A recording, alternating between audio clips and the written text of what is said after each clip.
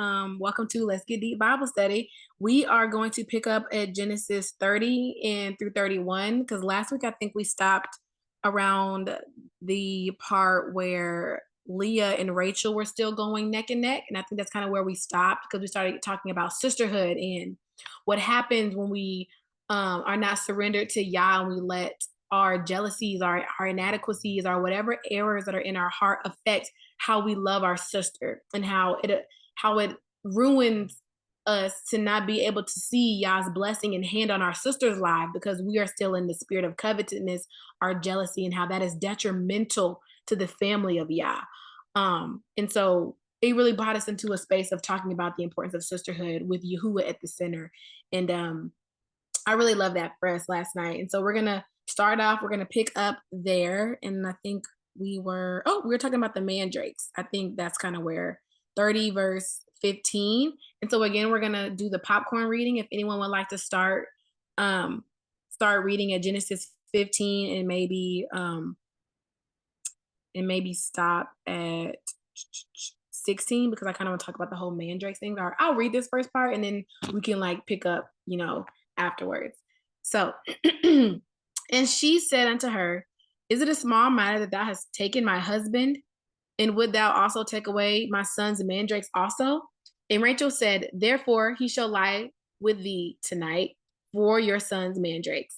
And Jacob came out of the field in the evening, and Leah went out to meet him and said, you must come unto me, for surely I have hired thee with my son's mandrakes. And he laid with her that night. And Elohim hearkened to Leah, and she conceived and bare Jacob the fifth son. And Leah said, Elohim had given me hire, because I had given my maiden to my husband. And she called his name Issachar. And Leah conceived again, and she bare Jacob a sixth son. And she said, Elohim has endued me with a good dowry. Now my husband will dwell with me, because I have bore him six sons. And she called his name Zebulon. And afterwards she bare a daughter, and she called her name Dinah. So I don't know if we talked about this last week. Y'all can, let me know or bring it to my remembrance. But I remember we were talking about how Rachel said to Leah, like, give me, I pray thee, thy sons mandrakes. And I saw the comparison of Esau saying to Jacob, feed me, I pray thee, in Genesis 25. And they were both talking about this selling something for something else. And so we see the mandrakes are kind of like selling the mandrakes are kind of like selling the porridge to like basically selling the birthright. And I thought it was interesting that it was very similar in that sense of this whole bargain. They were treating Jacob like he was literally something to be sold and bartered with. And I think it just kind of shows this whole back and forth competitions type spirit. And for me, I put the note that Rachel responding like very well, or she's like, yeah, I know that, I have your husband. And it was kind of very, so this is me reading it. I was like, it sounded very like dismissive and like kind of prideful how she quickly agreed. So she was just like, I'll sell Jacob to you because basically like me and T were talking like, basically you can have him tonight, but he's mine because like you said, like I have your husband, I have his affections. So you can have him tonight because I'm leasing him to you. And so that was kind of what I was like when I was reading it. It kind of made me like look at that. And then we also talked about Yahuwah blessing Leah, the first wife, versus like the wife that he desired first, but the wife that he got first, but she was treated as second. We kind of had this whole thing we talked about. We had this thing where we kept talking about the second born, and how like we're seeing that repetitive. I'm sorry, I'm trying to share the notes. I'm trying to talk and share the notes at the same time. I just shared them. Oh, you did? Okay. Yeah. I was just thinking about that as you were talking. Okay. Yeah, so that was kind of when I was reading that, I was seeing that. And yeah, it was very, I don't know, like we said last week, it was very unsettling, this whole interaction with them. And I also wanted to bring out like, I think someone mentioned, I think maybe Paris mentioned it last week, like the seeds of jealousy that were basically in these women while they were pregnant, and how we can see that manifest in their children later. So this whole competition and jealousy and envy that we see within Rachel and Leah is manifested in all the sons of Jacob. And we see it manifest with how Jacob again favors Joseph over the sons of Leah. And we're seeing this repetitive thing of like competition, fighting for their father's affection. It's literally because the way that these sons were conceived was in the midst, in the spiritual mess of competition. And then it was like inbred and manifested in the children. So it kind of looks like a generational curse. Like you were into this thing, you were doing these things while you were pregnant with your child. You have this child and you're wondering why these character traits are manifesting in them later on in life, but not really taking to heart where we were spiritually and mentally and emotionally when we conceived and while we were carrying these children for 9 months. And so I think it's just a cautionary tale for us to learn like why it is so important to be married with a spouse that loves you so much that they put your well-being in the midst of pregnancy, like at the altar of the Father. So these things won't be in the mind and the heart of the woman that's carrying, and also for the wife, obviously, to do the work herself and to recognize when those things are rising up in her, so we won't unintentionally pass things down. But I just thought that was interesting to see how we see that manifest later on in the rivalry between Joseph and his brothers. You know, the whole Leah sons versus Rachel. What I took away from that as well is the conversation we had last week, that he's in the middle, because I'm just imagining he's coming out from the field and they meet him and like, don't go to that tent tonight. You coming over here. And I bet he just don't say nothing. He just like, he ain't gonna get in the middle of that. He hope it go away. Whatever's gonna keep the peace. He ain't asking no questions. They explaining how they bartered and made a bet over him and the deal. And he just say, okay, because that's just probably his everyday. And how can you, I mean, whose side are you really gonna take? He's just saying, okay, since both of them agreed, go left, then go left, you know. But he's coming in from working and they already had this plan. So he just got to go along with it now because they've already had this agreement. So how does he choose or pick a side or try to soften any of the discord between them? Because it is what it is. I'm glad that you mentioned that too, about him coming in from work. Like he was tired, and it's just like, I don't know, for me, like when you brought that up, it also made me think about there was like a lack of concern for Jacob in the midst of all of this. And it was so much so of them, like for Leah, she was just like, now my husband will love me. Now my husband will see me as honored. So it's still very like her centered. And with Rachel, she was just like, I know I got Jacob, so like I could care less. Like he can be with you tonight. It was still very her centered. And again, there was no thought of like, how does this look to our husband that we are literally consulting about where he's gonna sleep and who he's gonna have sex with tonight without any thought to like him. And so I think it's just it was a lot. And like again, back to how it manifested in the sons. Leah's sons and Rachel's sons from the handmaiden were not concerned how the treatment of Joseph was going to affect their father. Again, this no thought of how this is going, how does this affect Jacob? It was very much, everyone was still concerned about themselves in their own heart and how they were moving around. They had no concern of the father. And I think for us spiritually, it's like, how do we deal with each other with no regards to our Heavenly Father? So we're just like, I'm doing all these things in my own heart because I have this desire, and I'm not concerned with what the Father or how this makes the Father feel.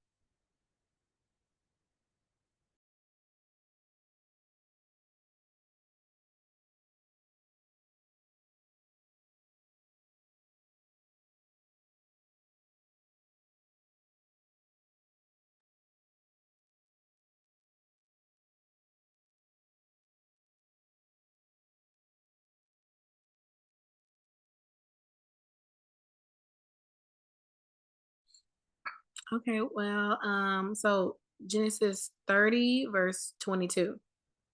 And Elohim remembered Rachel, and Elohim hearkened to her and opened her womb. And she conceived and bare a son, and said, Elohim has taken away my reproach. And she called his name Yosef, and said, Yahuwah shall add to me another son. I thought that was interesting that she's literally prophesying because she ends up having Benjamin later. And it came to pass when Rachel had bore Joseph that Jacob said unto Laban, send me away that I may go unto my own place, into my own country. Give me my wives and my children to whom I have served thee, and let me go. For thou know my service which I have done to you. And Laban said to him, I pray thee, if I have found favor in thy eyes, tarry. For I have learned by experience that Yahuwah had blessed me because of your sake. In my other translation, it said, Laban had learned by divination that it was Yahuwah that was blessing him because of Jacob's sake. And again, here we go, Laban again saying like, hey, stay with me for a little bit longer. Like he keeps extending this stay because he's more concerned with the blessings that he's receiving on behalf of Jacob and not really Jacob's presence and not really having a heart for Jacob and more so what Jacob is bringing like to the table, like the runoff blessing. Like he recognizes I'm being blessed because of Jacob. I can't let this go. Basically looking at Jacob like some good luck charm. Right. Like I can't let this man go because when he leaves, the blessings are going to go with him. So Laban is literally seeing that. It's like in the translation of it saying like, you know, he learned that by divination. It's like he learned that in the way of deceit and in the way of like deception, you know, by deceiving Jacob, you know, into the 7 years and then 7 additional years. Like he learned that like he was being blessed through Jacob, you know, by Yahuwah. And so I thought that was interesting. Like, you know, he's like, oh, in my deceit, I learned that I'm being blessed, you know, through him. Literally, like the only reason he found that out was because of his false gods and the spirit. So like the unclean, lower, nothing spirits are also aware when a child of Yah is in the midst. You know, so these lower level nothing spirits are literally whispering to Laban saying, hey, he attached to the true Elohim. Like that's why you being blessed. It's like they can deceive you. They're still deceptive spirits, but like they know the truth. Like Yahushua said, like even the demons know and they tremble. So these demons are whispering to Laban and they know that the Elohim of Elohims is here, but they're still not gonna tell Laban that you should be serving his God because they don't want to let go of the attachment they have to Laban. And so I thought that was very interesting to see how like these unclean demonic spirits, they know, like Yahushua told us that they do know and they tremble, but that does not negate the fact that they still have no desire to lead people to Yah, which means any unclean spirit, any false god, any false practice, it's not going to lead you to Yah because it is not in the nature of demonic and evil spirits to do that. Their whole nature is to deceive. And the best deceptions are the ones that are sprinkled with truth, you know, sprinkled with a little bit of truth in the mix. And so like Laban is prey to these false gods. I want to read the chat. It says, they know there's an order as well. The answer to the power of Yah. Yup. And again, so Laban is known for breaking agreements and deceiving, and yet he is still convincing Jacob to stay and work for him. I thought that was interesting. Like Jacob is clearly he's very fed up. But he, you know, probably in respect for his wives, he's just like, all right, you know, maybe I'll stay a little bit longer, you know?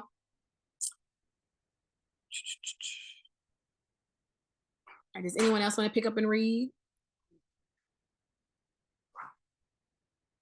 We stopped at 27. Yeah, I can read.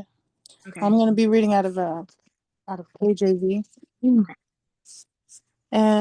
Yeah, we stopped at 27. So and Laban said unto him, I pray thee, if I have found favor in thine eyes, tarry, for I have learned by experience that the Lord hath blessed me for thy sake.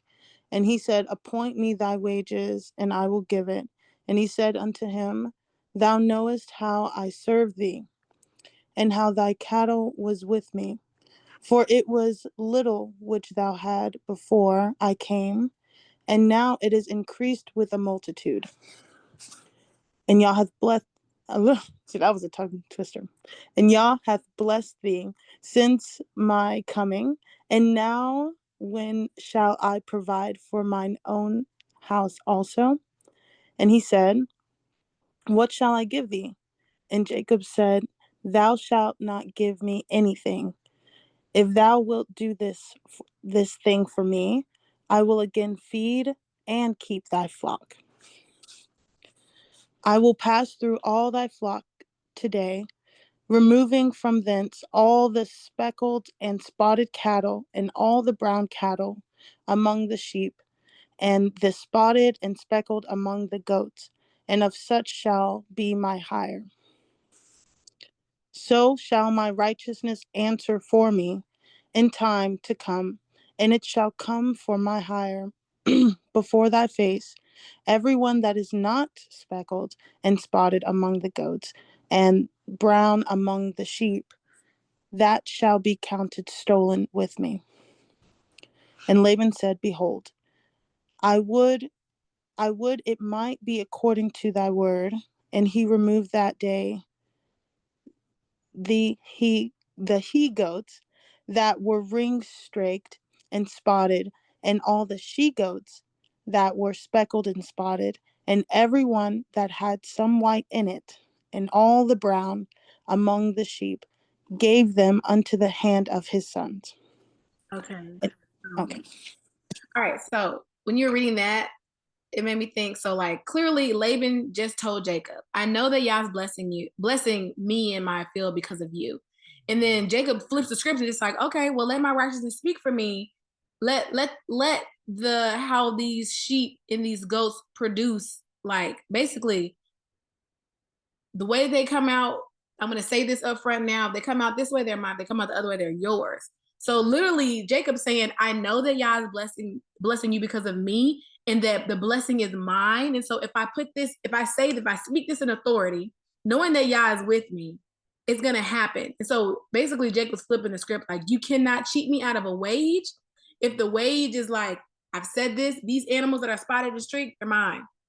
That's what we're doing. And moving forward, because Yah's hand is on Jacob and blessing Laban through Jacob, there's going to be a larger produce, a larger offspring of what Jacob had basically vowed what would be his.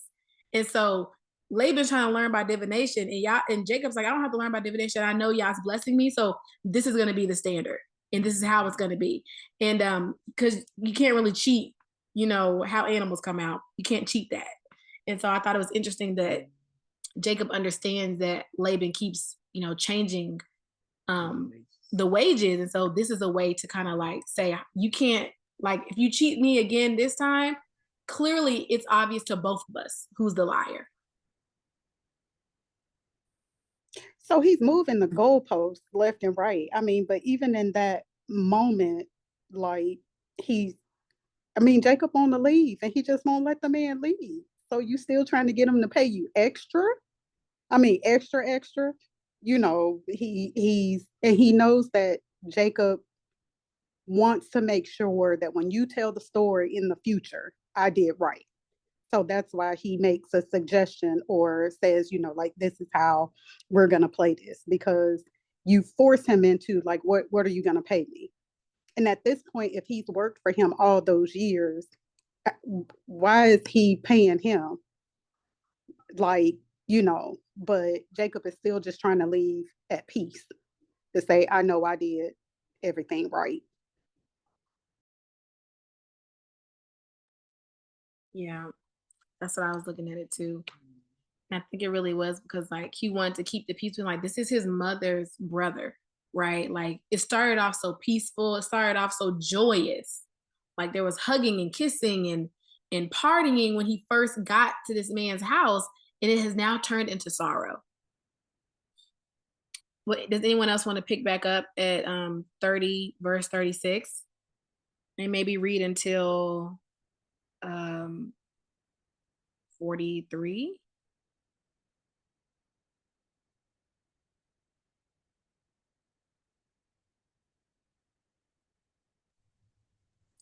I'll read. This is Rachel. and I'm reading from the Complete Jewish Bible. Verse 36. And put I think that's the one, and put 3 days distance between himself and Yaakov. And Yaakov fed the rest of Laban's flocks. Yaakov took fresh cut branches from poplar, almond, and plane trees and made white streaks on them by peeling off the bark. Then he set the rods he had peeled upright in the watering troughs, so the animals would see them when they came to drink. And since they bred when they came to drink, the animals mated in sight of the rods and gave birth to streaked, speckled, and spotted young. Yaakov divided the lambs and had the animals mate with the streaked and the brown in the flock of Laban. He also kept his own livestock separate and did not have them mixed with Laban's flock. Whenever the hardier animals came into heat, Yaakov would set up the rods in the watering troughs so that the animals would see them and conceive in front of them. But he didn't set up the rods in front of the weaker animals. Thus, the more feeble were Laban's, and the stronger Yaakov's. In this way, the man became very rich and had large flocks, along with male and female slaves, camels, and donkeys. Thank you, Sister Rachel. So when I was reading this, I had a lot of questions, and I was just like, I was like, I don't know the science or the homeopathic properties of, stripping certain trees and putting them in, kind of like when we make tea, and how maybe that could constitute a change in the birth, or was just some wisdom that Yah gave Jacob to do in the midst. Like, there's so many unanswered questions.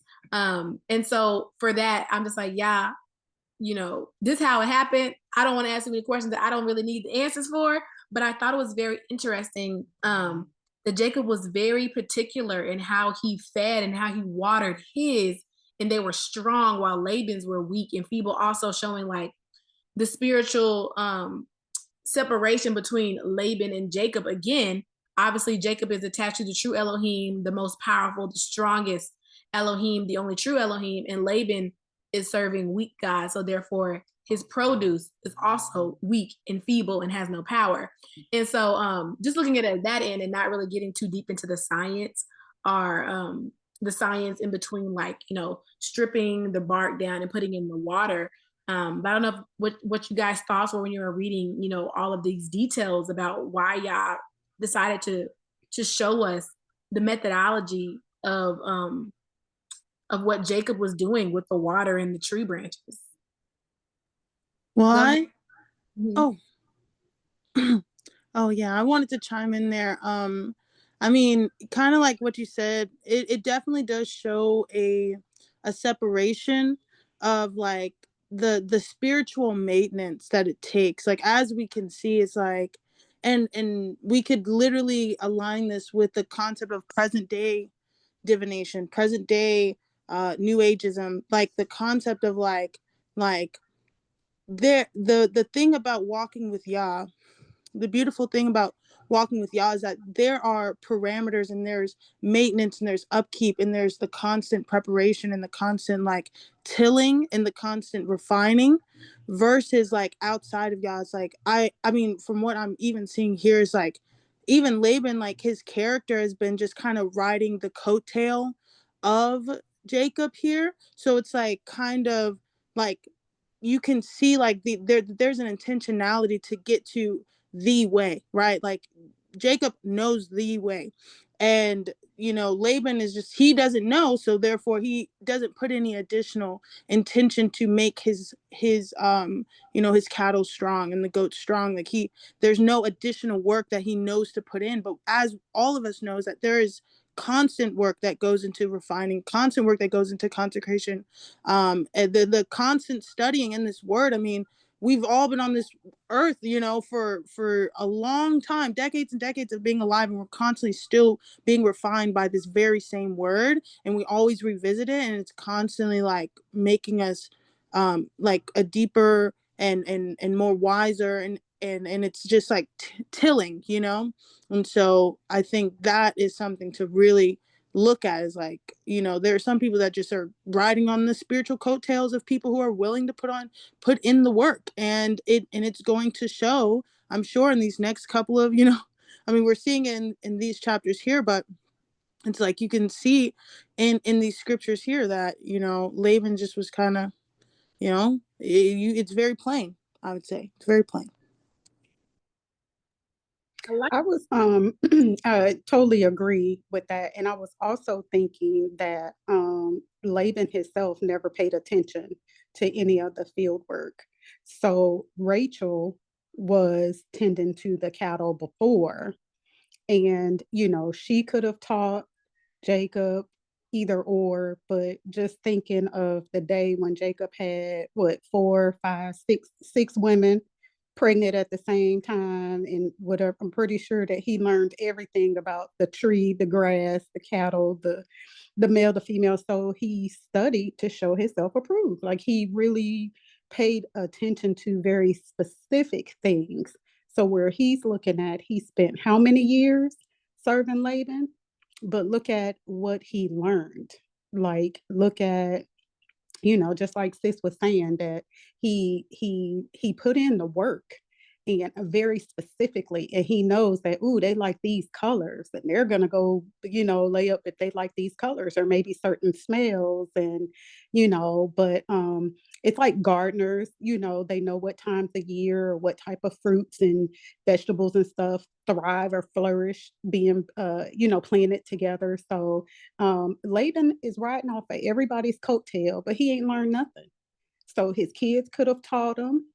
Jacob could have taught him, and he gonna flip out, like, cause he thinking it's all, but he don't pay attention to stuff, and everyone else learned.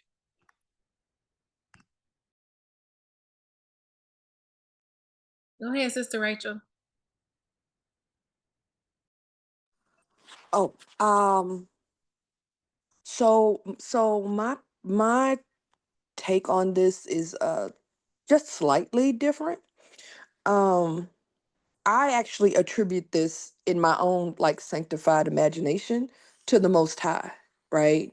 Because only he would know something like that, right? Only he would really know the intricacies of how he has made animals to be able to like um procreate, what that looks like, how to activate like a gene in you that will create this stripe on you because you're looking at stripes.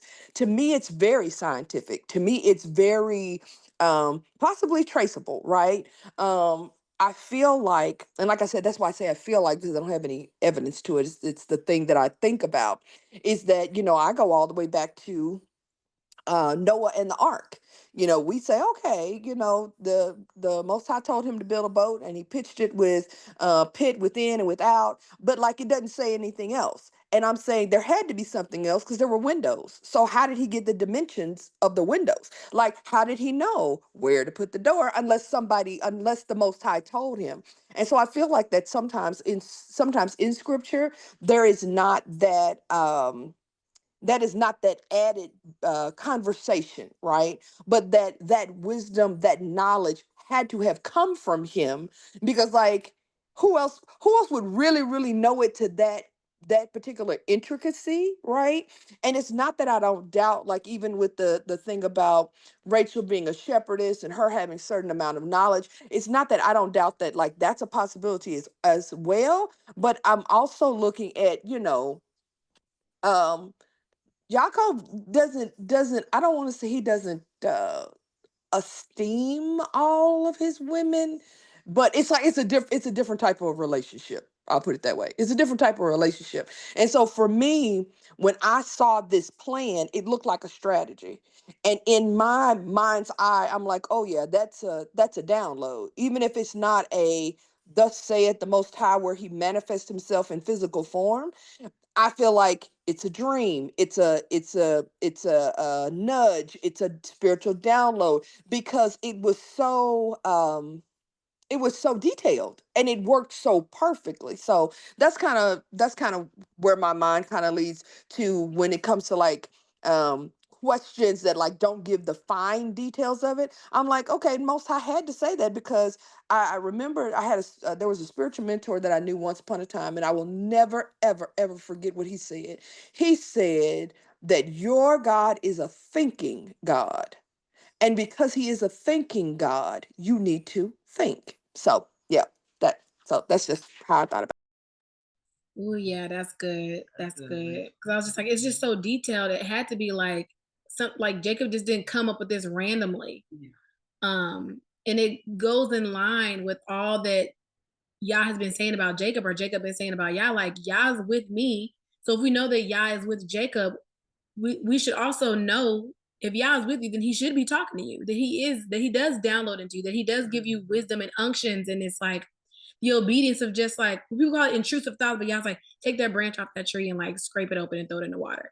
Like, why would I do that? Yah said, just do it. But like that, we call them, intrusive thoughts, but sometimes that's Yah's like, no, do the thing that you don't understand, that may not make sense, but like, I know it makes sense. And I'm asking you to trust me to do it my way. And so like Gina said, we try to give everything these scientific information, but really like we try to take the power away from Yah or disrespect Yah by not giving him the glory and how he is a thinking, all-knowing, perfect genius Elohim. And when he says to do something, like we keep saying, we're reading this and we're not understanding in our own human, fleshly, limited thinking of like, well, why did he do that? Or why did he do that? But it's like the beauty of Yah's like, I know why I told him to do that. And look, like Rachel said, it was just so perfect. It was so perfect. It's only Yah.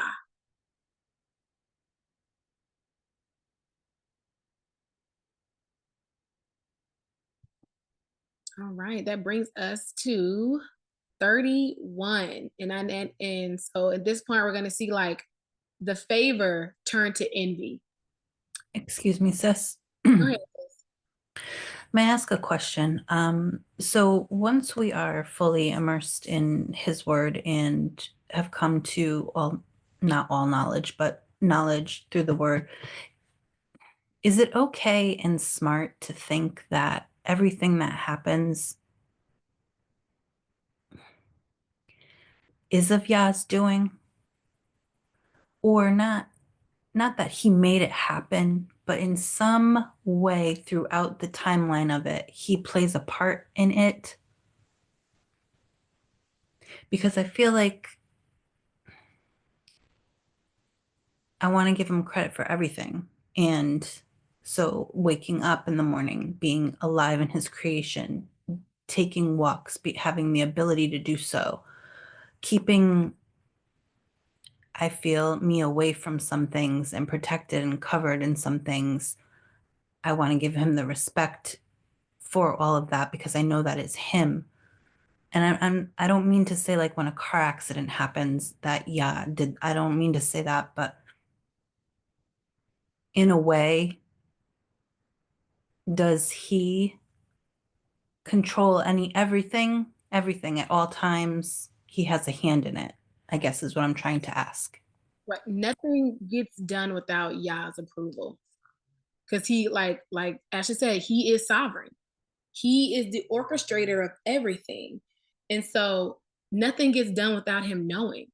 Like there's literally the council, they go before it, like I was just about to say Job. Yep, Job is a good example. The council, where all the mighty ones come, and he's just like, well, can we do this? Can we do that? It's like, well, yeah, you can go ahead and test Job. But they couldn't do it without Yah's okay. And so knowing that he is sovereign, nothing that has happened in your life was a surprise to Yahuwah. And so, the blessings, the hardships, where we slipped up or we made wrong mistakes, Yah knew it was gonna happen. He's just like, well, I know Gina. I know her life. Like I'm the orchestrator of her life. I'm the author and finisher. He's the author and finisher of your faith. And so if we believe that to be true, then he knows everything. I know my sister Rachel, she's gonna go ahead and give us some wisdom. Don't be stopping short. Finish your statement. I just saw that hand pop up. But yeah, that's all I was facing. Like nothing happens without Yah say so. And so like Payers was saying, Job is a beautiful example of that. Nothing happens in your life that Yah is unaware of. or that he not allowed to happen. So yes, even like car accidents, even sudden deaths, like Yah is the sovereign one. And do you know that I'm in Job right now, Paris? That's so funny that you say that. I finished Proverbs, and in the Sefer, Job is right after it, and I'm reading it again for the second time, and I'm in chapter 8. So yep, okay. Thank you, sisters. Yep. That's all I had. Go ahead, Rachel. No, I also wanted to offer. I had when you're thinking about big questions like that. One of the things that I had a mentor at one time. This is different spiritual mentor, but what he said was, when I was discussing this whole issue of, the Most High and His control, and how finite is that, and how detailed is that, and I mean, is it down to whether or not I loop my shoe when I'm tying the bunny rabbit? The first ear has to go under the second ear, or is it the other way around? Like, I was getting I wanted to know exactly what we were talking about. And this one of the statements that he gave me that I've kind of been munching on all these many years later, is he said that the Most High is sovereign, but he gives us choice. But because he is sovereign, he has also the ability to move sovereignly within your choice. So that even if we're going the wrong way, his sovereignty steps in, and his sovereignty steps in, and it's not that he makes us do anything. And so it's not even a matter of that he is controlling to say, well, you will do XYZ. It becomes a matter of he presents the choices, and that when you are his, no matter what choice that you are making, if he needs to do like the GPS system and reroute you, he will, like, he'll reroute you. You can make as many little left turns, wrong turns, etc., that you want, but he's going to continue to have that. He's going to continue to have that sovereignty to be able to step into the choice and into the situation and into the place where we are, and course correct it if he needs to, or to influence it, or to cause it to have different options to be presented to us so that we can make different choices. Hallelujah. That was perfectly said. That was so good. And to land back off of what you were saying, Ashley said, like Joseph, he was sold, by his own brothers, is a beautiful example of that. Like, and even on both sides, the brothers, they did something very wicked, but Yah is still sovereign, and Yah is still in their life, and they were still Yah's children. And he allowed their wrong, wicked mistake to be used to save them. And so it's just like him stepping in and, being sovereign and allowing you to make your mistakes and sin against him and sin against your brother. And he's like, I'm still in the midst of this. And I'm still, like she said, I'm going to redirect it to where what the enemy thought, was going to be for your downfall, Yah redirects it for your good, And so I just thank you so much, Sister Rachel.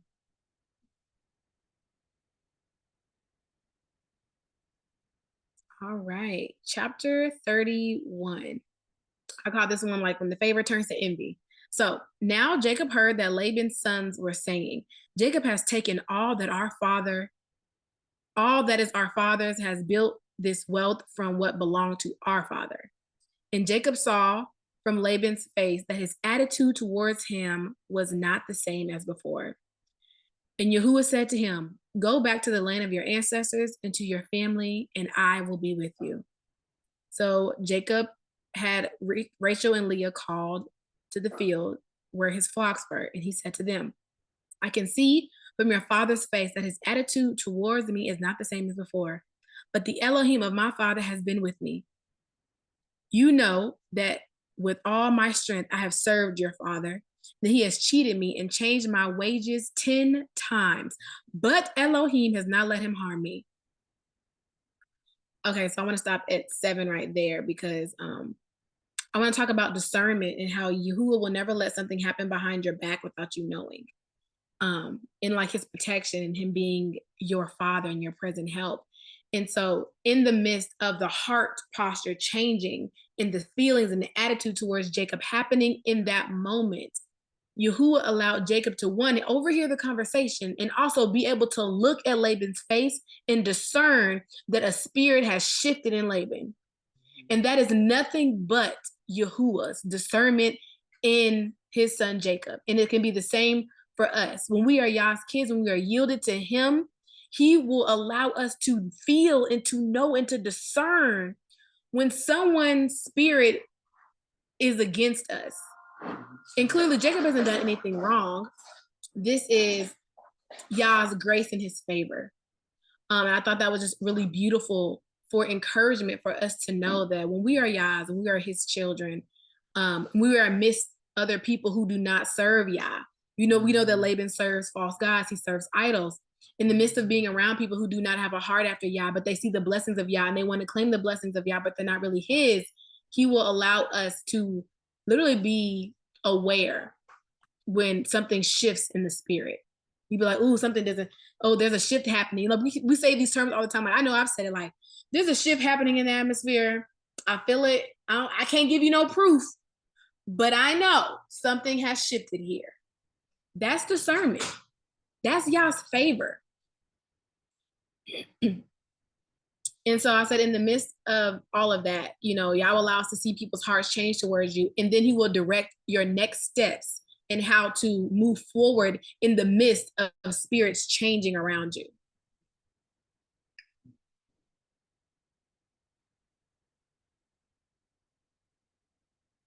Any questions, comments, insights?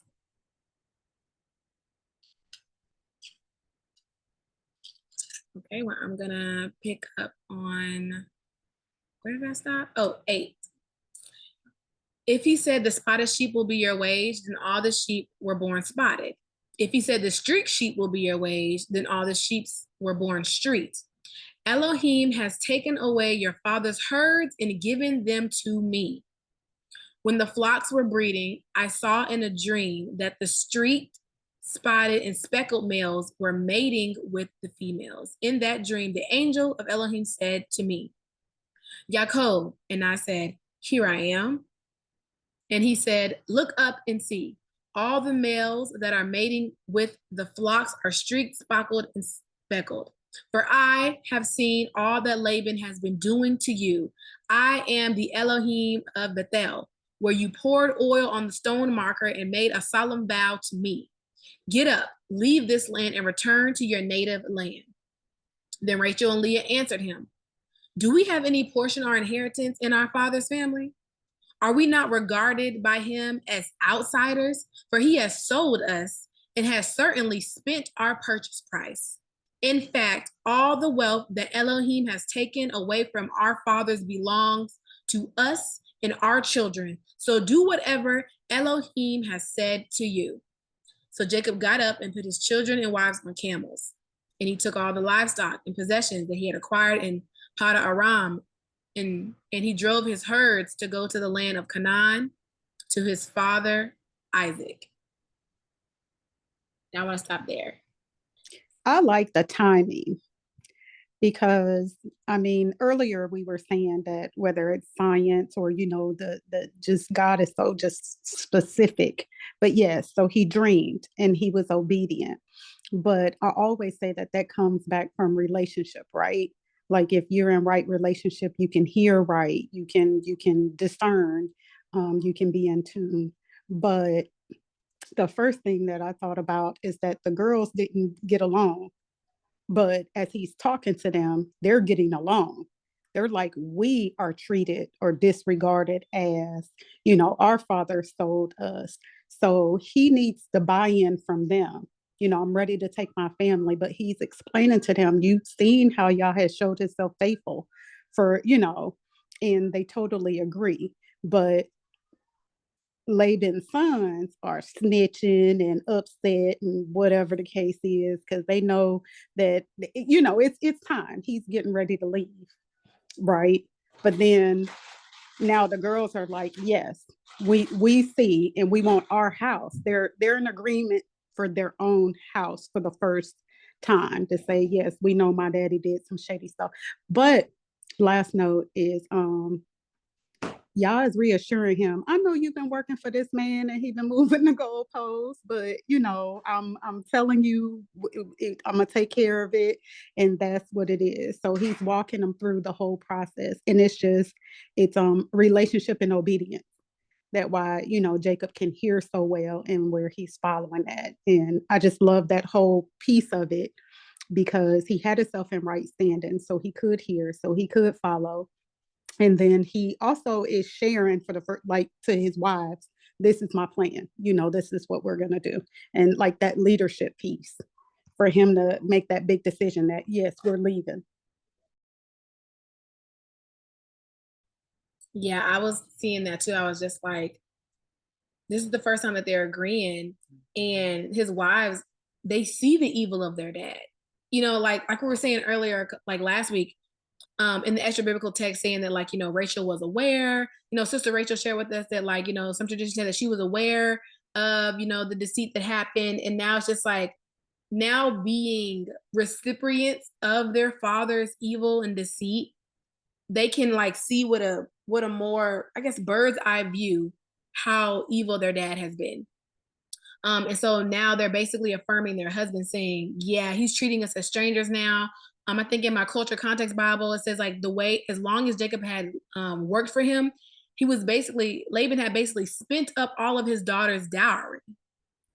So like, they literally have no inheritance anymore because of how Laban has cheated their husband over and over again. So they are literally servants and strangers in their own father's house because of how wickedly he had been treating them. They have no inheritance with their father anymore. So them saying that, like, we have no inheritance here. He had literally spent their dowry, which was supposed to be a gift for them. In the case Jacob wanted to put one of them away, they would have money to be able to support themselves, but their father spent that. And so it was like, to understand the level of deceit and I guess secret-handedness that Laban was doing even to his own daughters, they are recognizing it finally.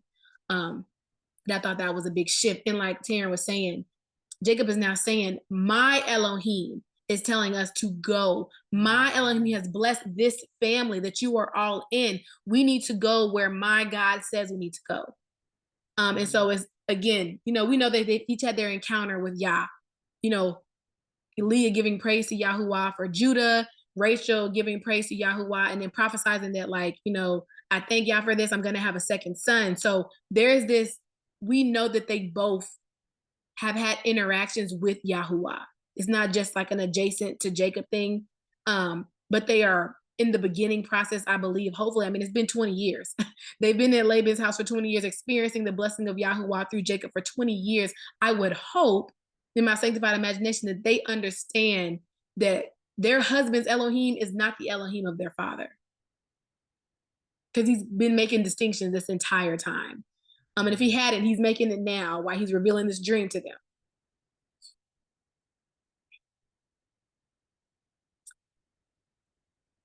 All right, chapter 31, verse 19. When Laban had gone to shear his sheep, Rachel stole her father's household idols. And Jacob deceived Laban, the Aramean, not telling him that he was fleeing. He fled with all his possessions, crossed the Euphrates, and headed for the hill country of Gilead. On the third day, Laban was told that Jacob had fled. So he took his relatives with him, pursued Jacob for 7 days, and overtook him in the hill country of Gilead. But Elohim came to Laban, the Aramean, in a dream that night, saying, watch yourself, Elohim warned him. Don't say anything to Jacob, neither good or bad. When Laban overtook Jacob, Jacob had pitched his tent in the hill country, and Laban and his relatives also pitched their tents in the hill country of Gilead. Laban said to Jacob, what have you done? You have deceived me and taken my daughters away like prisoners of war. Why did you secretly flee from me, deceive me, and not tell me?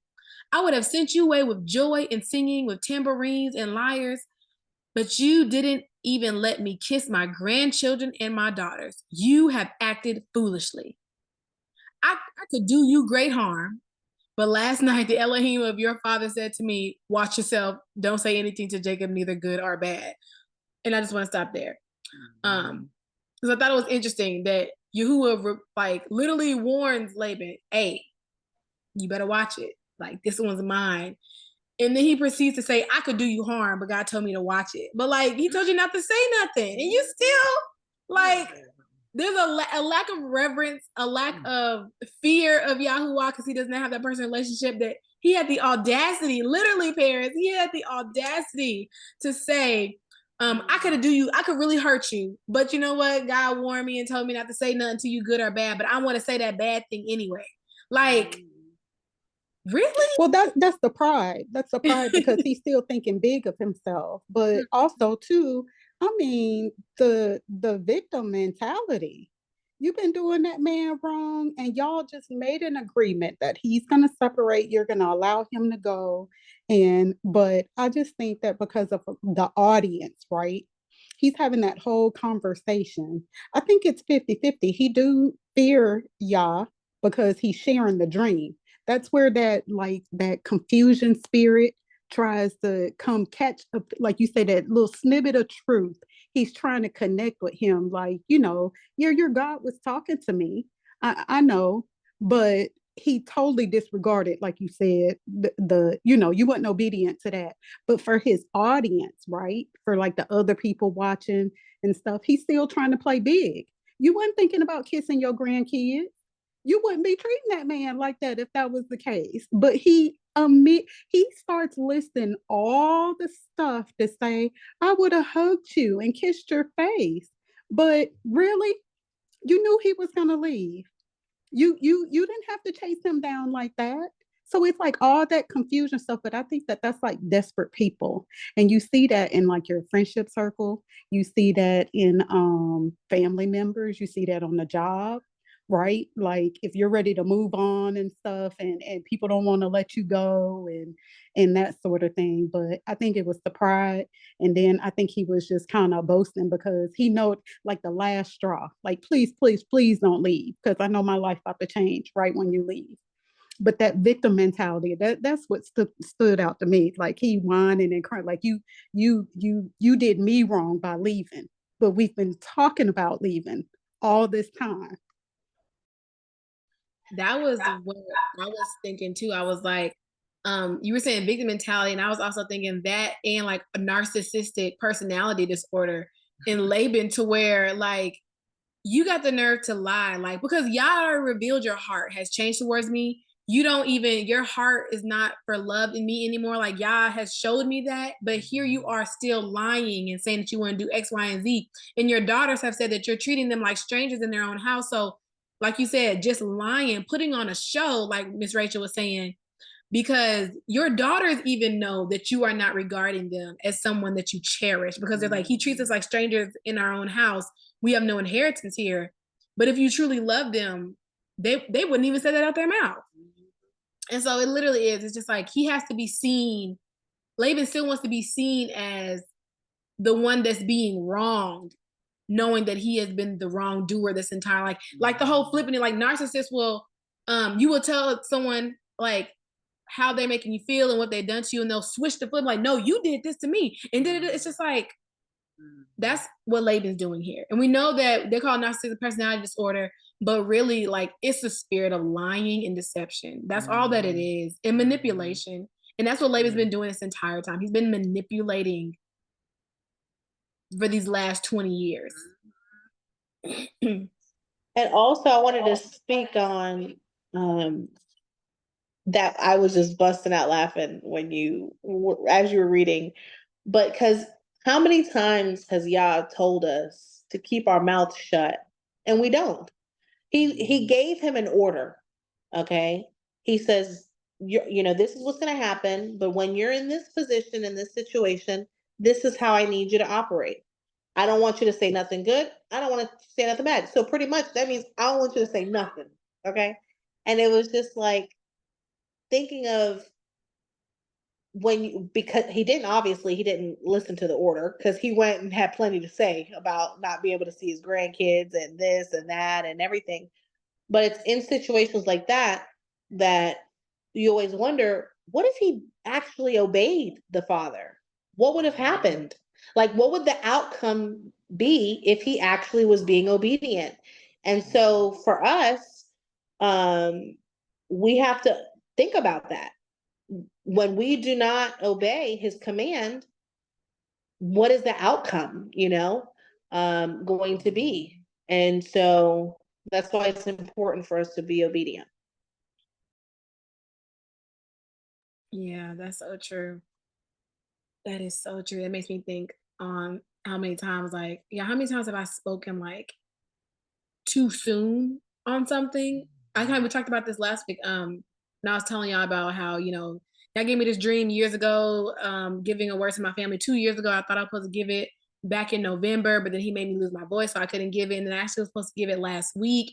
But in my understanding, I was like, no, I need to give it. I was supposed to give it in November. I was supposed to give it in November, to the point where y'all literally shut me down. He closed my mouth to where I would not be able to move outside because, I just knew this was the time to say it, but y'all was like, no, I need you to wait.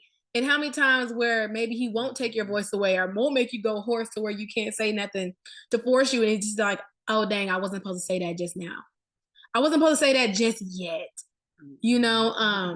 And so then, going to the altar and asking y'all to forgive us, and if there's anything that needs to be done, to make amends for us speaking too early, or too soon when he hadn't asked us to speak yet because of our eagerness or our zealousness to say something, even though it's right, even though it's correct, even though it was a true assessment of something. Y'all was like, yeah, but I wanted you to wait 2 more months. Oh, but I wanted you to wait 1 more day. Oh, I needed you to hold on to that for a year and a half. And you're just like, what? All of that, it's a learning process. And I'm so grateful for grace because I constantly for those of us who know that Yah has called us to be his mouthpieces in these seasons, no matter how big or small the assignment that he gives you to speak to someone or to say something to someone, it's always that sense of okay, Yah, sometimes I forget to ask when, because I first will give you the initial word and I forget to ask when. I'm supposed to give it now. I think automatically, immediately sometimes. And sometimes I'm just he's like, no, not automatically, immediately. I'm just giving it to you now, but I want you to hold on to this for the next 2 years. And then and just but you don't get that full, I don't ever get the full revelation in that first time the word is given. And so being transparent and honest that learning to sit and be like, okay, yeah, is this the time? Is this the time? Did I say it too soon? Oh, Father, please forgive me. I'm so but the fear and the reverence of admitting maybe I spoke too soon, and so it's just, but again, clearly Laban's not where we are in our heart posture of asking the Father to correct us in those one, but knowing that we have also been like Laban when y'all said, hey, don't say nothing good or bad, don't say nothing at all, and we still slip up and be like, yeah, but God told me, you know what, I told you, but I didn't tell you to tell them yet, and so yeah, man, maturity, growing, learning, repenting, asking the Father to sharpen us and make us better to do his will according to his perfect timing, but yeah, that's definitely. I think that's a good example of what Gina was saying earlier too, y'all's in all things, right? So he had the dream, even despite his relationship with believing. Well, let me rephrase. He believes, but he don't serve, right? But it's that choice. Like we said in that moment, what would have happened had he held his tongue or did something? But that would have to be faith and trust. But still, y'all downloaded to him. And at the moment to where he could have, just stood before Jacob and not said anything. And how would y'all would have honored that, right? Versus him still picking up that narcissistic, just I gotta have the last word and that sort of thing. And I'm kind of a lot like you, Samaria. Sometimes, I'll have a dream, shut my mouth. Who shut my mouth? And I have told Sister Tanya, I knew I was supposed to shut my mouth, even going through it, And again, the reflection of thanking God through all things. What's the lesson I was supposed to learn? Was it necessarily for me? Was it necessarily for somebody else? The obedience thing, but just being sensitive to that, because being right doesn't mean that you were right. You know, like in your mind, you're like, well, I know, but that doesn't mean that you were released to be right or you were the person to plant that sort of thing. But in the midst of that whole revelation, I still count that as joy, even when it's done the wrong way, because it's about learning from your mistakes, right? Or being sensitive enough to hear from that. So you just wonder if Laban will ever get it together, you know, because he's saying it, but he's just not, it's just not sinking into him. Ooh, yeah, that's good. When you said something like he heard from Yah, but he doesn't serve Yah. Like the difference. And that was like when you said that, it was just like whoosh. It's like what makes us different from like everybody else. Like Yah is gonna speak to everybody. He gives everybody the opportunity to hear from him. But do we serve him with what he reveals to us, or do we just hear it and still go on about what we were doing or about how we were moving, or do we surrender what we heard for proper service? And I think that's the extra step that you were all talking about with the difference between like Laban and Jacob when it came to like leading the flocks and the sheeps and the goats and whatnot, and how they both have these sheep, but like one is clearly hearing from Yah and serving Yah, so he's getting deeper details on how to go about multiplying them. And I hope I'm not butchering what you said, but you said something about like we all hear from Yah, but are we serving Yah? If you could just type that quote in there, because I want to make sure I'm saying it right. But that really, like when you said that, I was like, ooh, that's good. Okay, I gotta think about how I was saying it. But I guess I just hear how we normally say too, right? If he's hearing from divination, he's hearing from other things, but he makes the distinguish. He knows, but I kind of think like for me in this conversation, I think about like, you know, sometimes your friends or you know, somebody that they'll boost you up, you know, they're like, oh, you better than me, or oh, I, you know, something. And it's like that's not hearing the right how it should be sitting with you. It should be about, you know, what's gonna be edifying, what's you know, did you hear? Did you ask, like you said, to be released from that? Like what's the timing of it? And then two, maybe you get a message or a download of timing right now, but then based on somebody else's choice or the situation, you know, reading the situation, will it change? You know, so it's about that relationship. We ourselves have to definitely be able to tap in to hear, you know, right in the moment and not kind of get caught up in the flesh or not knowing, you know, all those things. Because even as Jacob is dealing with his situation, something is working in Laban. You know, we won't hear about that story no more, you know, but God was still trying to show himself to him in that. And he's confessed it. Like, I know I'm being blessed because of you. I know, you know, but how much of that, and maybe after everything's stripped away from him and he's by himself, he'll have that reflection time. But you know, having the moment, but and maybe Samaria is submitting. I'm saying serving, but it's that submission to it, you know, like we know and you can believe that, but that total submission, because through the submission is that obedience that we would have. So I think that kind of better fits, you know, the submission and obedience, and not just, you know, whether you know or you believe, because I guess, you know, the devils believe. So it's the submitting to it and reverencing that and following that. Thank you, sis. Thank you so much. All right, 31, chapter 31, verse 30. This is Laban still talking. Now you have gone off because you long for your father's family. But why have you stolen my Elohim, my gods? Jacob answered, I was afraid, for I thought you would take your daughters from me by force. If you find your God with anyone here, he will not live. Before our relatives point out anything that is yours and take it. Jacob did not know that Rachel had stolen the idols. And so I want to pause here, even though I only read like 4 verses, but I want to break down this. She stole these idols, but in Hebrew it's the word teraphim, which is like household idols, images that represent, deceased ancestors, shrine worship. They were seen as having some kind of divine status. Rachel moved completely out of order by taking this idol, right? Because obviously she's supposed to be serving the God of her husband. But firstly, Jacob had just told her about the dream and the word from Yahuwah. It was also customary to cleave to the God of your husband and leave the God of your father's houses alone. So that was the custom, was for her to leave the idols of her father and to cleave to the God of her husband. So she was like, in her heart, so this is us using sanctified imagination. In her heart, the fact that she would take this idol was like, is she still trying to hold on to her old ways, to her old worship?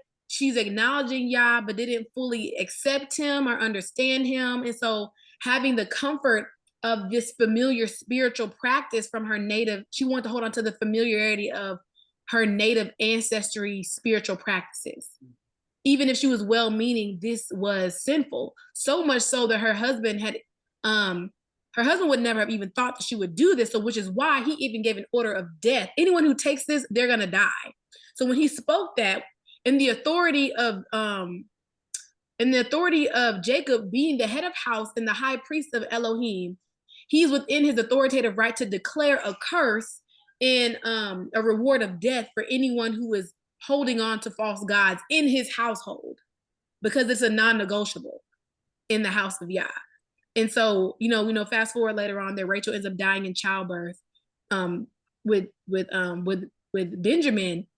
And it's like, we never hear if she ever gave up this idol. We just know that she has it, and she has it this whole time. Does she ever put it away? We don't know. It never says it, but it does tell us that she took it. And she has it to the point where she even lied and said, hey, Dad, I'm on my period, so she wouldn't be found out and have to die. Or have to her father probably wouldn't even killed her. He probably would have been like, well, now you get to stay with me, because he would have been well within his right to keep Rachel because of this offense of taking a household idol. And so it's so layered. But yeah, I want to read the chat because I know y'all talking in here. Sharon said, I think she was being petty. She took something that her dad cared about. He's like, ooh, like Lot's wife, her heart wasn't with Yah. And Natalie, you said you read about this in the Apocrypha? Yeah, I think it's in Jasher.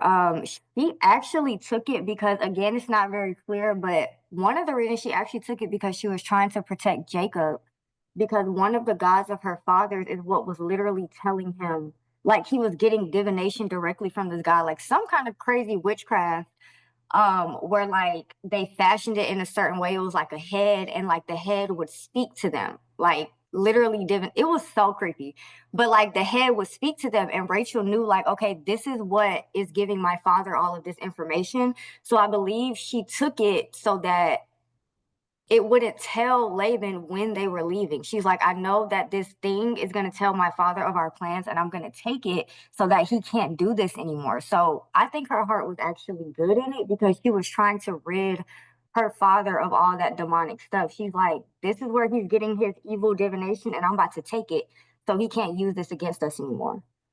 So it's not very clear, but I'm thinking, like, because she did that to protect Jacob, I'm like, maybe her heart was like, I'm about to serve the God of my husband, and I want to take this God away from my father, because he'll know to come after us. And then it said that Laban, when he found out it was gone, that's why he was tripping so hard, because he was like, oh my gosh, like I can't find out things anymore. Like I can't use this, deep demonic, whatever it was, to tell me things. So definitely I would check out on Jasher. It's deep in there, like, because Jasher is long, child. But yeah. It's in there. And I was like, wow, like that brought so much like clarity. Yeah. I think hearing that perspective, and also knowing that, like, even if that was the case, it's still like we know that Yah speaks to Jacob. And so that Jacob had already forewarned that, Laban had been mistreating him. And then also Yah appears to Laban and being like, yeah, I know he's running away. And so it's still like this lack of like not truly knowing or trusting or accepting Yah for who he is and being the all encompass of, you know, the authority, the protector in your life, and still thinking that this is kind of like a backup. Like, I'm getting rid of my dad's backup plan. It's just still, That's so good. you know, Yeah. it's still kind of giving Yeah.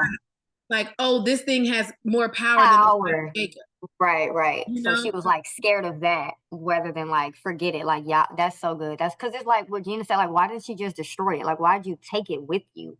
Like, you could have just smashed it, but It makes that's me so think good. of, I think it's in Leviticus, when the children of Israel are going into Canaan for the first part, and Yah tells them, do not take any of the accursed things in your tent, because you like it, don't take it with you. And we know that that one tribe ends up, the one of the husbands, he takes it, he buries it in the earth under his tent, and Yah finds out, and his whole family dies because of him taking this accursed thing and bringing it into the house of the God of the bring it into the congregation. And so that's basically the mirror of what Rachel did in this situation. She took this accursed thing and brought it. And the fact that she sat on it, I don't know. I'm just thinking, like, she sat on this thing. She said it was because of her period. So it's in this vicinity of her reproductive area. And then she ends up dying in childbirth later. It's just too much. It's just too much. But I want to, Sister Rachel has her hand raised. Yeah, as the sister was saying before, that's one of the perspectives, right? It's one of the I like to use this word consideration better, because where, you know, there's not exact and quote unquote answers to things, it all becomes supposition, right? It all becomes discussion points, commentary, right? But one of the things that they said about this particular instant, that is studied about this particular instance with Rachel, is that, which is something that I can identify with, right? Not just because it's my name, but that I can identify with, which is, you know, I talked a little bit about last week about humanity, right? It's real easy to stand on the outside and say, well, I would have, and why didn't, and you know, but if you take a step inside and say, okay, here I am, the man that I love, my children, my janky father and all of his nonsense. And I really care about my dad though. My dad is jacked up, but I care about him. And so one of the considerations that's put forth in this incident is not that Rachel thought that the idol had so much power, but it was the fact that her father was using it. And she was trying to take it away from him because she was in her own way trying to steer him from it, pull him from it, take it from it, because maybe if that thing is not there, he won't turn to that. Maybe he will turn to the Elohim that we've been showing him all these years, that we have lived with, that we have lived in front of. He keeps saying that he knows that Elohim has blessed us. Well, then I'm going to show him it's not this thing that he thinks it is. I'm going to take it from him. That's one of the considerations that they put forth when they are considering this particular transaction that happens with Rachel. And the thing that I identify with, like I said, I always try to find like my own self in scripture, right? Like the thing that I kind of look sideways at, I go, okay, now where is that showing up for me? I don't know. I can only speak for me. I know there have been times when um I have wanted to help people. I've wanted to help people in my way. I've wanted to help people without consulting the Most High. I've wanted to do what I thought was best for them. And my intentions were good. But the way in which I went about it, maybe not so much. Maybe the way in which I went about it was not as straightforward or as pure or as, etc. And because I know that I have the capacity to do that, when I see Rachel in this situation, and the consideration is given that she's not taking it because she thinks it's so suchy much. She's taking it because of her affection to this very wounded, very manipulative, very like, I can just imagine what their relationship was, right? And to say, even this is what I think is going to help you, and this is what, in my desperation, this is what I think might happen. So it's just another one of those considerations that says, hey, Maybe the only thing she could think to do was to sit on it. Like, we don't know. So when I'm looking at this particular passage and this particular thing, especially knowing that it will cost her her life later. You find, later on, even at the end of her life, she doesn't even get to be buried like with everyone else. She's buried on a road, on a separate road, on the path to where they're going. Like all these things, right? In her effort to help and to do something that she did not consult the Most High for or how to do it, but her heart was that she was trying to do. In her heart, she thought she was doing something good.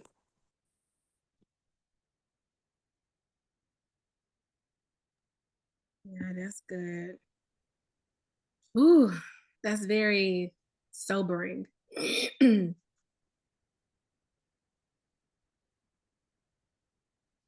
It brings me back to our conversation we had a couple minutes ago about even us like speaking too soon or doing something in our heart. Our desire is to see our brother or sister set free from um, being set free from lies or um, false doctrine and false acts of worship.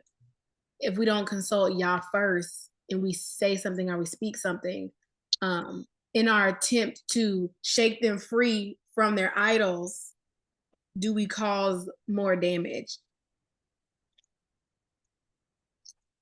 And then, if we do recognize that, again, sanctified imagination, I would hope that at some point in Rachel's life, even for us in our own lives, at some point we realize that, do we have the humility to ask Yah for his forgiveness and to help us course correct, even though we did this thing in error now?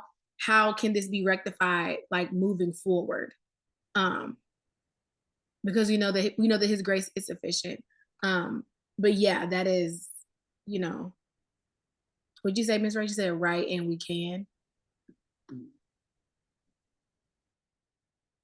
Are you saying right, like right, we can, so we can, like saying that we can go before him and ask for correction and redirection? About speaking too soon. Oh yeah. Because we want to shake them. Yeah. I see y'all talking in the comments about like the zealousness, and like my middle name literally means like zealous, like thundery. And so I'm constantly fighting with this, like, yeah, like I be like, yeah, let's go. Let's do it now. Let's do it now. Let's do it live. And I'm constantly just like, oh y'all, like, did I do that too soon? Did I do that? Like, was I too sharp? And then I'm also learning like some seasons you are supposed to be sharp and some seasons you're not supposed to be sharp. But some people you can't speak like that. With some people you're not supposed to speak like that. And so it is literally like being at the beck and call, lovingly of Yah's feet, of being like, and I'm constantly like asking for forgiveness because I know that I have said some things too soon and they may have been right, but maybe I wasn't supposed to say it at that moment.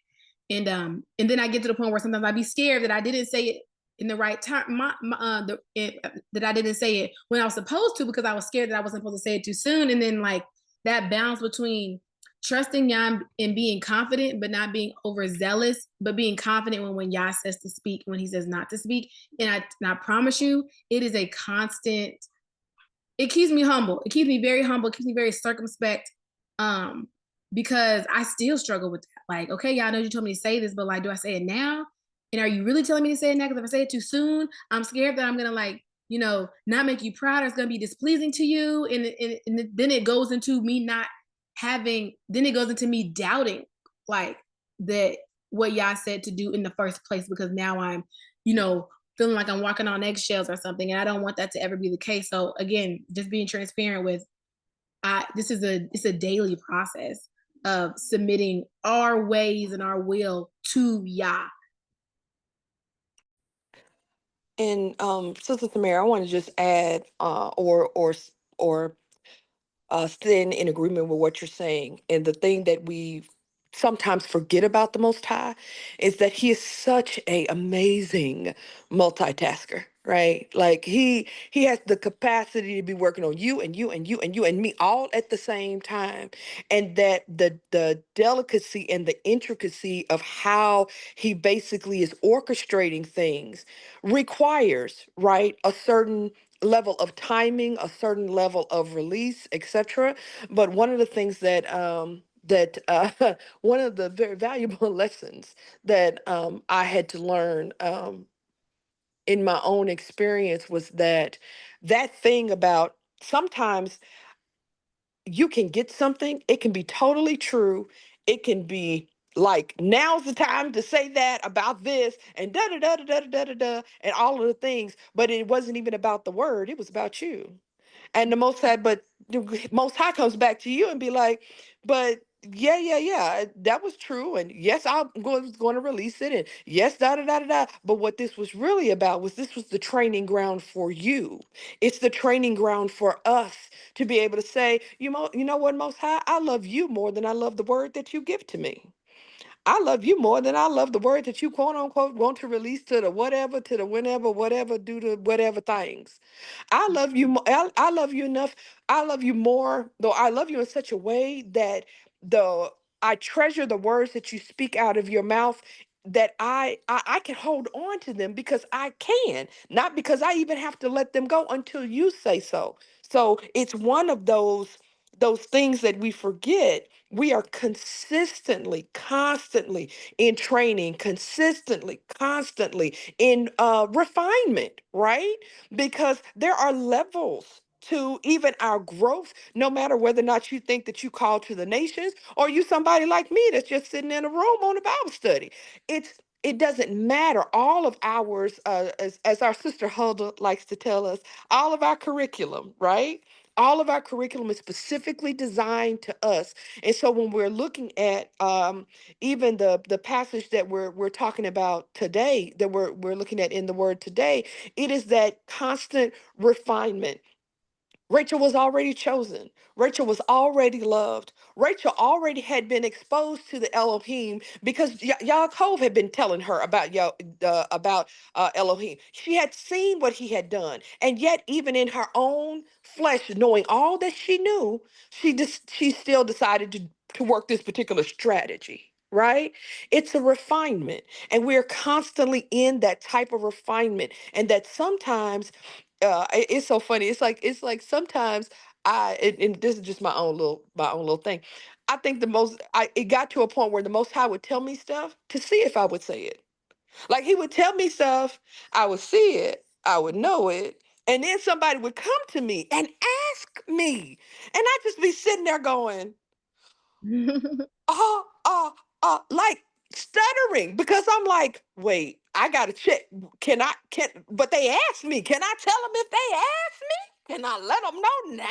And he like, you don't move, just like it's that age old training, right? That just like the children of Israel, I don't move to the cloud moves. I don't move to the pillar of fire moves. If it don't move, if it stays where it is, I stay where I am. When it moves, I move. But it is, I just wanted to encourage you to encourage all of us that this is a consistent, lifelong refinement, adjustment, tweaking that will always be done. And sometimes it's not about the word that he's given us or even the assignment that he has had us to do. It is about, do you love me more than that thing, though? Because sometimes people can idolize their calls, they can idolize their words, they can idolize their assignments more than the one that gave it to them. Hallelujah. Listen, man. Yeah, hallelujah. I just wanted to chime in right there. I really appreciate you sharing that.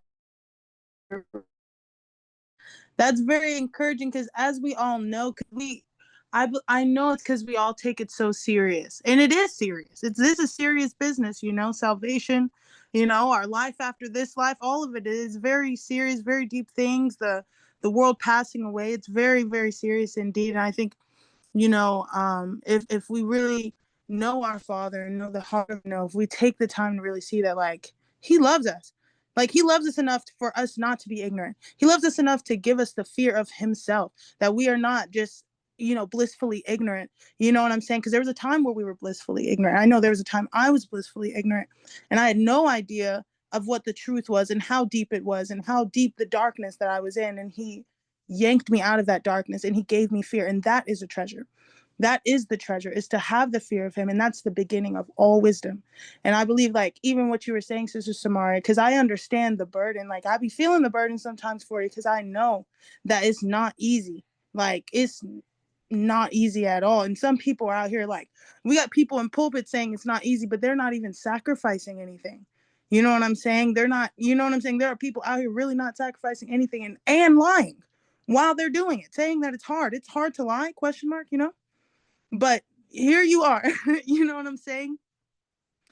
In all your due diligence, you know what I'm saying, brought all of these ladies here together, and it was a sacrifice. And we do appreciate you even sacrificing your evenings, sacrificing your night of Shabbat and your time to study, so that we may have an environment to be able to practice, right? To train, right? This is an environment where we can train and prepare ourselves for when we do go out into that world, and we are not afraid, because we know that we have a family and that we're not alone in this, so I do appreciate that. And that, like what Sister Rachel was saying, this is it's a endless refinement. I think we all of us have said it before, where we go through those seasons of like perfectionism, and like we sometimes like overanalyze ourselves, because we're like, if the moment I stop thinking about becoming a better version of myself, like I find myself stunted and I'm not growing and I'm not becoming wiser and actually being submitted,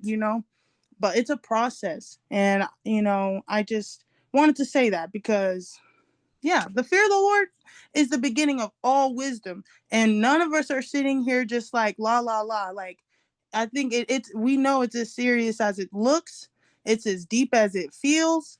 And Yah loves us because of that pursuit. He's counting this faith as righteousness. I believe it in the name of Yahusha, that he's counting this faith as righteousness. And it's like, he has not left us out. You know what I'm saying? He hasn't left us out. So I just wanted to say that, because I know how hard it is, because it's hard out here for a pimp. Thank you. It is hard out here for a pimp. Oh my goodness. I was saying hard out here for the priests of Yahuwah. We're going to be a nation of priests. But I appreciate you guys, because it do be hard. And I'd be so scared that I make a wrong move. I was scared last night, y'all. Because like I can do this thing like where I'll give a word to my family in front of when I tell you this, my parents' house was packed. Gave the word. It was a very hard thing. I prayed. I paced around the room for like 30 minutes before even giving the word, because I was like, okay, y'all, like, I'm scared. I need you to help me. But when I got up there and I started speaking, like, the fear went away, right? That's nothing but yeah. But in the same breath, a few days later, I'm still struggling to give a word to my client, because they're about to go out of town for Christmas. And they keep asking, what do you do? I was like, I don't celebrate Christmas. I can't celebrate the feast days. Like, they'll ask me, but they won't like ask me why I don't. And so I'm just like, do I just tell them now before they get on this? And so like I've been like this for the whole week. And it's just like so weird, where I could do this really, really big grand thing in front of all of my family and it not be received well and be okay with that. But then like a couple days later, I'm struggling with just these two people, to share this word with them. And I didn't share it with them. I just told them, like, I don't celebrate it. We do the feast days. And I'm just like, I feel like I'm supposed to do more, because like, am I wrong for not doing that? And I don't know, I'll be feeling like Elijah sometimes, where like you did this big thing where you battled like the prophets of Baal, and then like the next day you're cowering in a cave, like, oh my gosh, y'all, like, they're gonna kill me, like, da, da, da, da. It be like that sometimes. And so I appreciate y'all, because knowing that I have my family here. Shabbat Shalom says, enjoy, the Born Day party that you're going to. But just knowing that I have sisters who pray for me, and that like I can talk with and like vent with in a righteous way, and be like, oh my gosh, I was so scared, but I thank y'all for that. But like, it's really tearing me up on the inside, and I need to like recoup. I appreciate having, sisterhood where I can be safe and like be vulnerable and share the things that are hard with other sisters who understand and recognize that it's hard as well. And it's not like I'm talking to you guys and you don't get it. And so I just really, really, as much as this community is blessing you guys, it's blessing me. It's blessing me so much. And I know that it was created for such a time as this, because as Yah calls us into different spaces, we need safe places to be able to come and recoup and be able to be like, oh my gosh, my sisters, it was hard. Like after I did it, I went and I cried in the car and I heard that they were saying all these things about me and it really hurt my feelings. And it's I don't feel alone anymore. And so I know that Yah wouldn't call me to do things if I didn't have community. And so I thank him so much for y'all.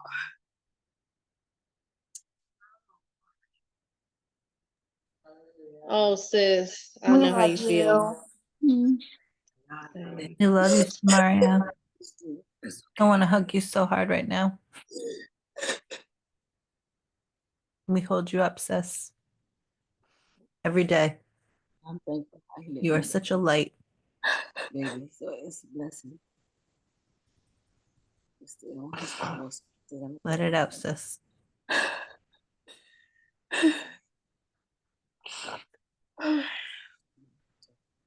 You know, we talk about being effective. And when you're talking about being in a season of wondering whether or not, you know, you're released to say, you know, that obedience and deliver a word, but you're effective in all things. You're effective with this fellowship that you're having with us. I think each and every one of us is growing in our own right. I mean, it just warms my heart. Your mom, I mean, what better love and support right there? Mom is right there with you to just love on you. And so, you know, I think in some ways when the enemy tries to give us all that doubt, like, you know, I wonder if I'm doing this right. I wonder if, you know, I'm handling this. I wonder to go, say this, that. But I told you I'm a person of a list, and all day long I will make a list. I think I can thank him for everything, for covering, for safety, for security, for support, for hugs, for kisses, you know, for fellowship, for sisterhood. Like that list can go on and on. And just for us to have a space like this, right? You know, because I'm pretty sure you bounce stuff off of us, and then there's some things that we confirm automatically to you. But just this space alone in that platform, you know, I think about just it's effective. And that's what you want to do. You don't want to just be right, right? Like to just deliver a word. You want to be effective and plant that seed, and understand that it's about the long, you know, being able to see past your arm. I say that a lot too. It's about the bigger picture that Yah has, and not just this moment. But also, we're sensitive to all of that, and that's why we have that emotion, and that's why we care. But I mean, we're standing here with you. I get so excited, and I can tell y'all for probably about a year, you know, Latanya is like, "Oh, I got this Bible study," or "Oh, I invite you," and you know, and it had to happen at the right time for me, right, to commit to it and that sort of thing. But I look forward to it. I just told her the other day that I downloaded the Cipher Bible. Like I'm stepping out of, I always buy like encouraging books and stuff like that, but you know, I'm studying differently. I'm pouring into my children differently. I'm able to dissect things like you guys' perspective. And I'm like, oh, you know, to see it just from different ways. So I think that this platform is very effective. I think that you are totally being obedient and moving the right way. And there are so many things that are happening with each and every one of us that you don't see until we share it with you. So we definitely thank y'all for you and mom, you know, all that, and everybody here. So you're good, sis. Thank you guys. I really do thank y'all for y'all. I think the emotion was a mixture of just like feeling like comfortable to release that burden, but also like the joy in the midst of being like it's a mixture of emotions. Like, yes, like I was feeling overwhelmed, but I'm also like, I feel like when you have a place to release and feel comfortable, like, oh my gosh, I was overwhelmed, I can finally cry here. It was like the joy of being comfortable to be able to cry here and just be being able to release it and not feel like, okay, well, you know, like the scripture says, like when you go give a word, like, I'm gonna make your forehead stronger than those. Like, sometimes I can get stuck in like my forehead being strong, so I won't have to like deal with the emotional side of it all. And I'm just like, I don't want to be a weeping prophet like Jeremiah, but Yah is showing me that like that's part of being a prophet, is to be able to weep, because he's like, Yah's like, I weep. So if I'm weeping and you're a prophet, you're called to feel what I feel and love what I love and hate what I hate. You're also gonna cry at the things that I cry about. Yes. And still learning to walk in that and to not like take my first thought and my first zealousness, you know, to give a word right there in the moment.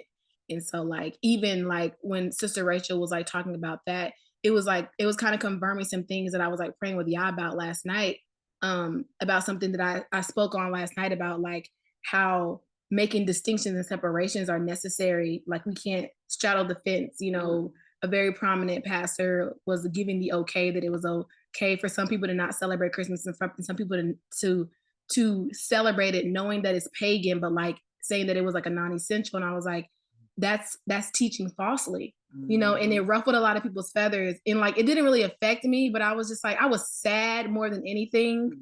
At so many people like literally taking shots at me because of what I was saying.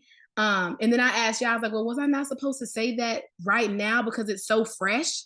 Because literally Christmas was 2 days ago, and it's so like, was I supposed to wait? And so I'm still like asking y'all, like, if I did speak too soon on something like that, you know, please correct me. And so like, it was that mixed with like what happened last week with my family, mixed with what was going on this week with my clients. It was just so many things. And I haven't really had time to just like sit with it.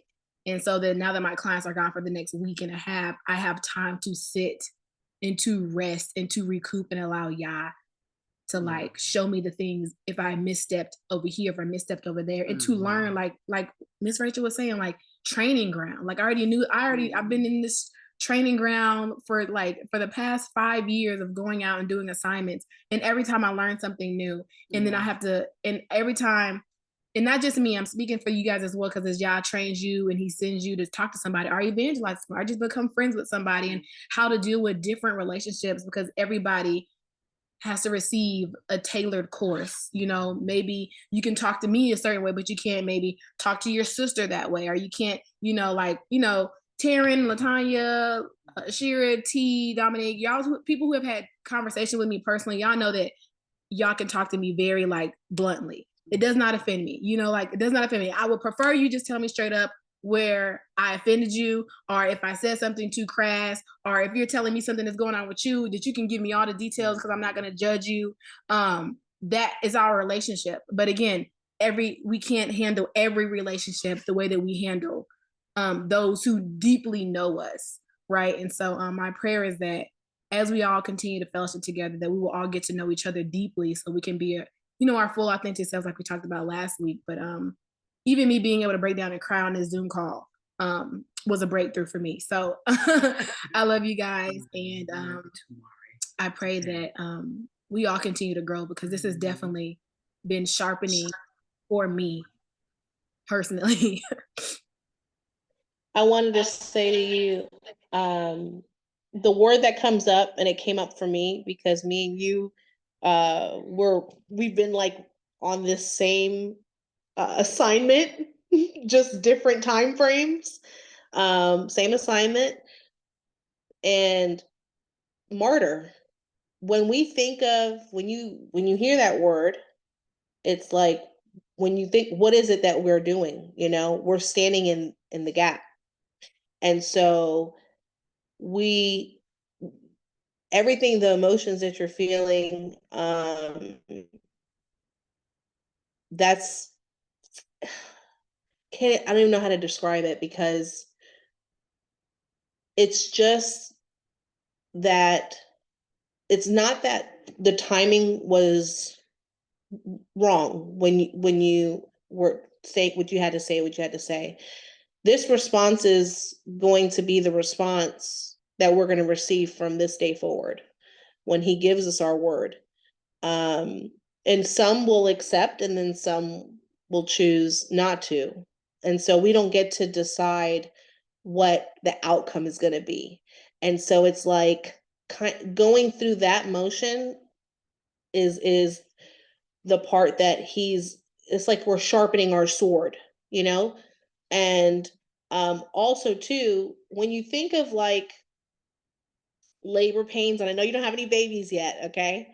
So, and I think of it like labor pains because I'm a mama. And so it's like, okay, you have your first pregnancy and you feel everything. You're like, look, I feel the slightest pinch. And then you turn and you have the second one. It's like, okay, I know what to expect. I still feel the pain, but I can prepare for it better, you know? And then the third, I have 6 kids, so we can keep going. But you know, so the point I'm making is that eventually the pain, it's not that we're going to be numb to it because he doesn't want us to be numb to it. He wants us to feel this because it hurts us. It's like somebody casting down our father. That's what it is, you know. If they're not willing to accept the truth, and that's what it feels like. It's a pain that we love people so much and we just want them to receive and have the same understanding and relationship with our father, because we know how detrimental, you know, how important it is. And it's just kind of all those emotions tied in. But oh, I'm definitely with you because I shed my tears with you on the phone a while back. But I'm just gonna keep praying for you. We got this. Like our sister said, she she said it. What she said? What gosh? Pimp, something with She a said pimp. pimping ain't easy. No, it's definitely not. Okay, it's definitely not easy. So, but we got this, and we have a wonderful group of women. And like she said, just being able to even get on here and talk, I felt for the longest before I didn't have anybody to talk to. I didn't have anybody to share um the process that he was putting me through, because you know, he told me to be quiet a couple years ago and I didn't speak on it. And just reading what we've been reading today, I understand why it's so important for us to be obedient to when he tells us to just stay quiet until he forces us to release what it is that he wants us to say. And that's what he'll do. So if anybody's ever wondering like when the right time is, he's going to reveal it to you when the right time is because it's kind of like a pot boiling with water. And it's like when the pot reaches the high temperature and it's about to come over the pot, that's when it's that time and you're going to feel it, you know. So, but I just appreciate all you ladies. I just wanted to share that. Same here, Dominique. Samaria, I'd just like to say that, you know, I love you so very much. And I think that whenever you share what you share, I always see your respect, love, and reverence for our Father in your words that you share.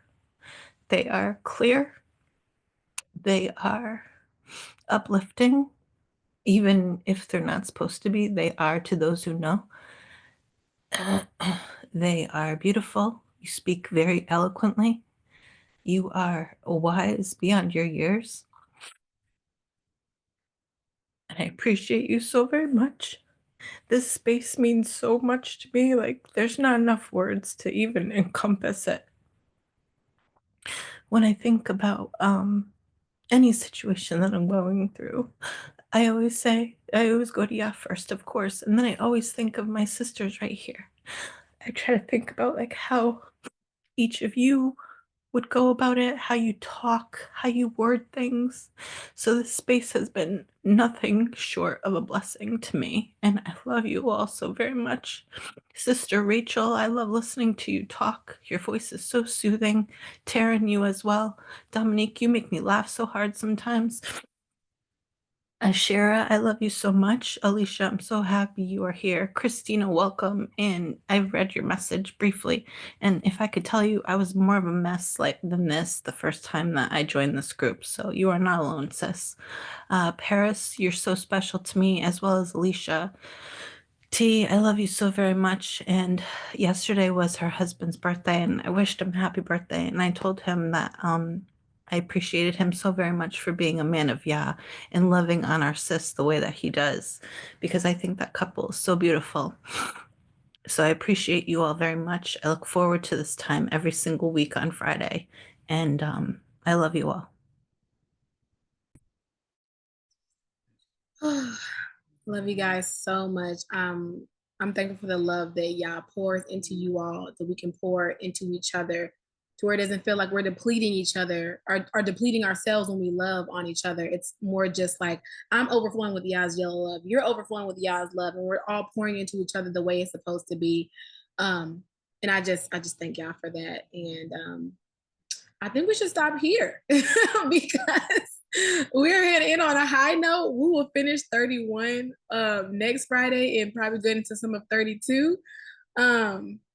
Because I do want to respect our time, but I also just want to like we always say, always going to be obedient to the Ruach HaKodesh, the Holy Spirit is doing.